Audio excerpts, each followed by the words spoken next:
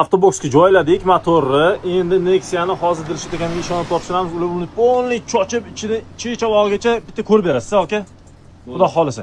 Endi aka aprel oyiga rejalar haqida ikki og'iz qaranglar. Dilshod akam jamoa bilan birgalikda hamma xudo xolisa aprel oyining 21, 22, 23 chislolarida Vodiyga Farg'onaga yo'l olasizlar. Kabil kompaniyasi biz jamoa bilan Vodiyga, nafaqat Farg'onaga, balki Farg'ona, Andijon, Namangan vodiyni butunlay aylanib chiqamiz va avtomobil ustalari bilan suhbat uyushtiramiz. Vodiylar akalar, xudo xolasa kuni ma'lum bo'ldi. Faqatgina sizlardan bitta poddeshka qilib qo'llab-quvvatlab tursanglar, inshaalloh zo'r shouga sizlarni kutib.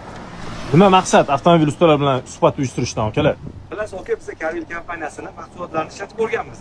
Hop. Shuni garantiyasini haqiqatda garantiyali ekanligini isbotlab berish maqsadida mana shu mahsulotlarimizni ustalarga tanitamiz. Lekin bozorda hozir Carvilga o'xshab 1 yil garantiya berayotgan deyarli yo'q azabchas. 2 yilda o'rayman. Sinovdan o'tkazdik bizni, spidani qildik. Ha. O'sha narsani endi biz Vodiyga chiqib, usta akalarimizni oldiga borib ko'rsatib bermoqchimiz.